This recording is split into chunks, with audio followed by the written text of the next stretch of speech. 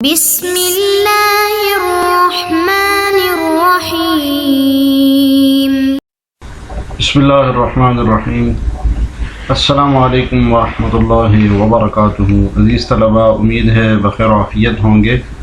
تفسیر جلالین سورہ آل عمران سبق نمبر 113 کے ساتھ آپ کے سامنے حاضر ہیں۔ آج کا سبق انشاءاللہ فمن حاجک فیہ من بعد ما جاءک من العلم سے لے کر آیت نمبر 63 علیم بالمفسدین تک ہوگا۔ تو آئیے بلا تاخیر سبق کی ابتدا کرتے ہیں۔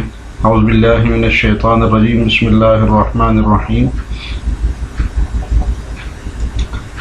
فمن حاجک فیہ من بعد ما جاءک من العلم، ترجمہ دیکھیے، پھر جو کوئی اس بات میں تم سے جھگڑے بعد اس کے کہ تمہارے پاس علم آ چکا، من بعد ما جاءک من العلم، اس کے بعد کہ تمہارے پاس علم آ چکا، فقل، تو ان سے کہہ دیجئے، تعالوا ندعو ابناءنا وابناءکم ونساءنا ونساءکم وانفسنا وانفسکم، کہ آؤ ہم اپنے بیٹوں کو اور تم اپنے بیٹوں کو، اور ہم اپنی عورتوں کو اور تم اپنی عورتوں کو، اور ہم اپنی جانوں کو اور تم اپنی جانوں کو بلائیں، ثم نبتہل، اس کے بعد گریہ وزاری سے دعا کریں، فنجعل لعنت اللہ علی الکاذبین، اور اللہ کی لعنت جھوٹوں پر ڈالتے ہیں۔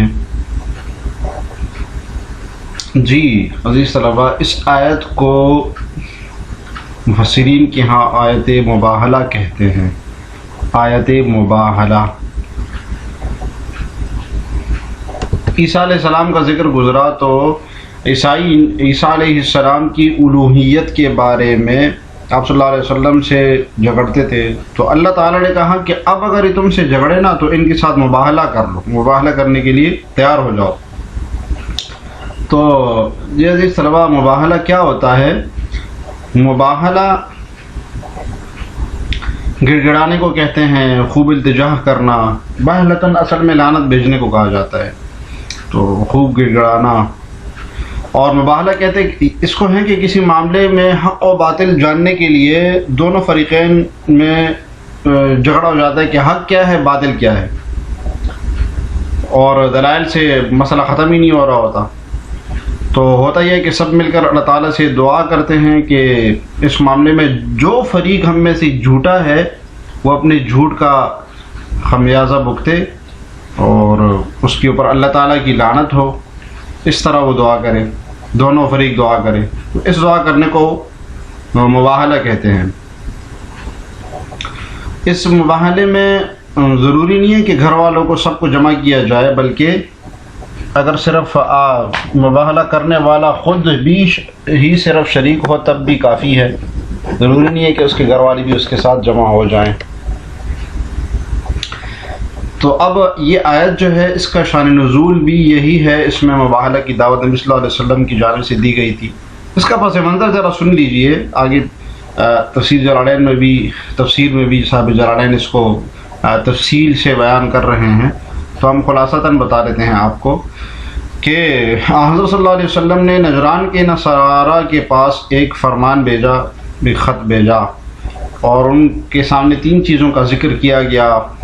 پہلا یہ کہ اسلام قبول کر لو، دوسرا یہ کہ اگر اسلام قبول نہیں کرتے تو جزیہ دینے کے لیے تیار ہو جاؤ، اور تیسرا یہ کہ اگر جزیہ دینے پر بھی راضی نہیں ہو تو پھر جنگ کے لیے تیار ہو جاؤ۔ تو نجران کے نصارہ نے آپس میں مشورہ کر کے 3 آدمیوں کو بھیج دیا۔ ایک کا نام شرجیل تھا، دوسرا کا نام عبداللہ تھا، اور تیسرے کا نام جبار تھا۔ تو بڑے سردار تھے ان کے۔ یہ لوگ جب مدینہ پہنچے تو چند روز آپ صلی اللہ علیہ وسلم کی خدمت میں حاضر رہے۔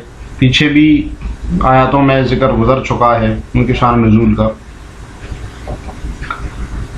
تو آپ صلی اللہ علیہ وسلم کے بارے میں، عیسیٰ علیہ السلام کے بارے میں آپ سے گفتگو کرتے رہے، اس پر یہ آیات نازل ہوئی۔ تو وہ جو عیسائی تھی وہ آپ صلی اللہ علیہ وسلم کے ساتھ اصل میں مناظرہ کرنے آئے تھے، اور انہوں نے تمام عقائد پیش کیے، تو اللہ تعالیٰ نے سب عقائد کا قرآن کریم میں جواب دیا۔ لیکن جب واضح قرآنی آیات آئی اس کے بعد بھی وہ ایمان لانے کو تیار نہیں تھے اور اپنے باطل عقائد پر قائم تھے۔ تو ان آیات میں اللہ تعالیٰ نے حضرت صلی اللہ علیہ وسلم سے فرمایا کہ یہ نصرانی اگر اب بھی تم سے جھگڑ رہے ہیں تو ان کے ساتھ مباہلہ کریں کہ دونوں فریق اپنے آپ کو اور اپنے اولادوں کو سب کو لے آئے اور اللہ تعالیٰ سے خوب گڑ گڑا کر دعا کرے اور دوسری جھوٹی کے اوپر اللہ کی لعنت ہو۔ تو آپ صلی اللہ علیہ وسلم نے جب ان کو یہ دعوت دی نا تو عیسائی مرعوب ہو گئے، ڈر گئے، وہ آپس میں مشورہ کر کے انہوں نے مہلت مانگ لی، اور ان میں سے جو ایک ہوشیار تھا انہوں نے کہا کہ ہم اپنے بادشاہ کو یہ بات پیغام پہنچا دیتے ہیں کہ مباہلہ کرنا ٹھیک نہیں ہے، آپ جزیے کے لیے تیار ہو جائیں۔ تو وہ پھر جزیہ دینے پر راضی ہو گئے، اور یہ سارا وقت جو ہے نا نجران واپس چلا گیا۔ اسی کا ذکر ہے جی۔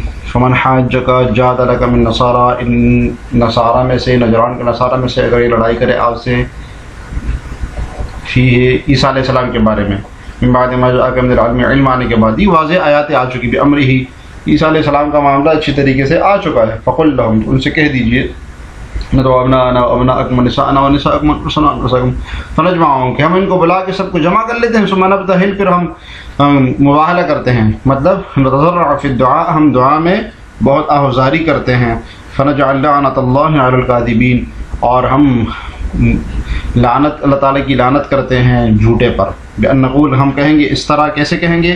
اب صورت مباہلہ، اللہم، کہ اے اللہ، العن الکاذب فی شأن عیسیٰ، کہ حضرت عیسیٰ علیہ السلام کی شان میں جو جھوٹا ہے اس پر لعنت بھیجیے۔ وقد دعا صلی اللہ علیہ وسلم وفد نجران لذالک لما حجوہ فیہ، چنانچہ رسول اللہ صلی اللہ علیہ وسلم نے نجران کے وفد کو، جبکہ انہوں نے اس مسئلے میں نزاع کیا تھا، اس مباہلے کی دعوت دی۔ فقالوا، تو انہوں نے کہا، حتی ننظر فی امرنا ثم نأتیک، ہمیں ذرا مہلت دیجیے، ہم غور کریں گے پھر ہم آپ کے پاس آئیں گے۔ حتی ننظر، ہم ذرا غور کریں گے فی امرنا، اپنے معاملے میں، ثم نأتیک، پھر آپ کے پاس آئیں گے۔ فقال ذو رأی، تو ان میں سے ذی رائے جو ایک تھا، غالباً وہ شرجیل تھا، تو عقل مند تھا، وہ اس نے کہا، لقد عرفتم نبوتہ، اور یہ جو ہے تم نے ان کی نبوت کی پہچان کر چکے ہو، اور وَإِنَّهُ مَا بَاهَلَ قَوْمٌ نَبِيًّا إِلَّا هَلَكُوا، اور کسی بھی قوم کا نبی جب مباہلہ کرتا ہے تو وہ قوم ہلاک ہو جاتی ہے، کسی بھی قوم کے ساتھ جب اللہ کا نبی مباہلہ کرتا ہے وہ ہلاک ہو جاتی ہے۔ فَوَادَعُ الرَّجُلُ، تو وہ لہذا تم اس شخص کے ساتھ ایسا کرو کہ صلح کر لو، فَوَادِعُ، تم صلح کر لے اس آدمی کے ساتھ، وَانْصَرِفُوا، اور لوٹ جاؤ، اپنے گھروں کے پاس لوٹ جاؤ۔ فَأَتَوْهُ أَيَّ رسول اللہ صلی اللہ علیہ وسلم وقد خرج،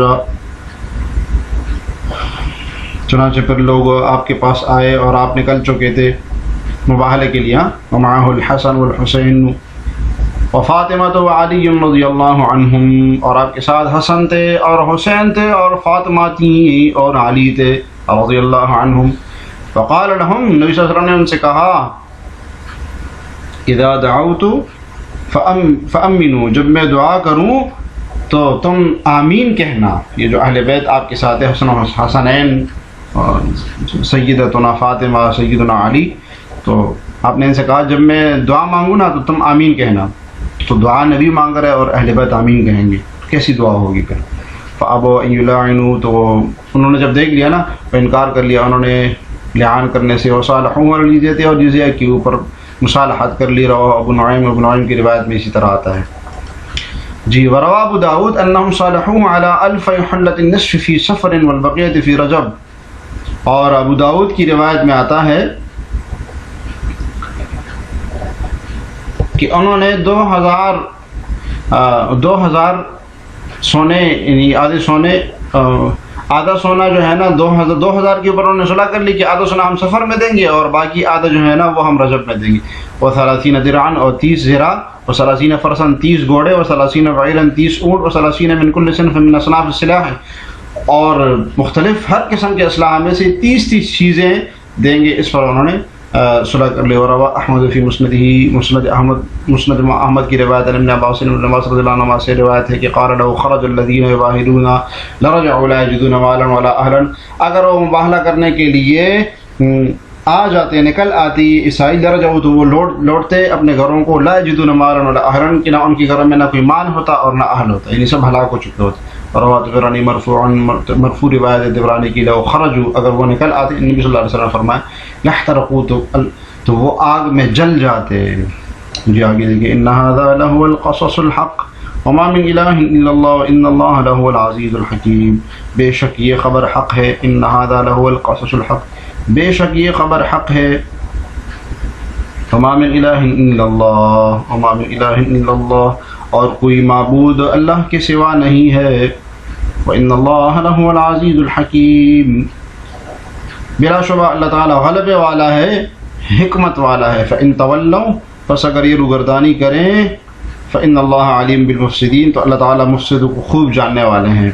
جی ان هذا المذکور، یعنی یہ عیسیٰ علیہ السلام کی جو بات ہے، لہو القصص، الخبر، یہ جو خبر ہے، الحق، سچی خبر ہے، الذی لا شک فیہ، اس میں کوئی شک نہیں ہے. وما من زائدہ، من زائدہ ہے، ٹھیک ہے، وما من الا اللہ، یہ جو من ہے یہ زائدہ ہے کہ اللہ کے سوا کوئی عبادت کے لائق نہیں ہے. ان اللہ لہو العزیز، لہو العزیز فی ملکی، اپنی بادشاہی میں غالب ہے، الحکیم فی صنعہ، بنانے میں حکمت رکھتا ہے. فإن أعرضوا عن الإيمان، اور اب بھی اگر یہ اعراض کری ایمان سے، فإن اللہ علیم بالمفسدین، تو اللہ تعالیٰ فساد کرنے والوں کو جانتے ہیں. فیجازیہم، ان کو ان کا بدلہ دیں گے.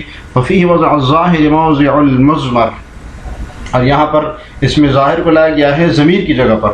فإن اللہ علیم بہم ہونا چاہیے تھا، لیکن بالمفسدین اس میں ظاہر ذکر کر دیا. بلاغت، اس میں بلاغت کی وجہ سے تو بیان بلاغت ہے.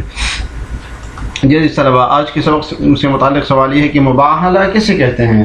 کمنٹس میں ضرور لکھیے گا، مباہلہ کی تعریف کیجیے گا، آپ نے جو اس سبق میں پڑھا ہے. اللہ تعالی ہمیں جلالین پڑھنے اور سمجھنے کی توفیق عطا فرمائے. السلام علیکم ورحمۃ اللہ وبرکاتہ.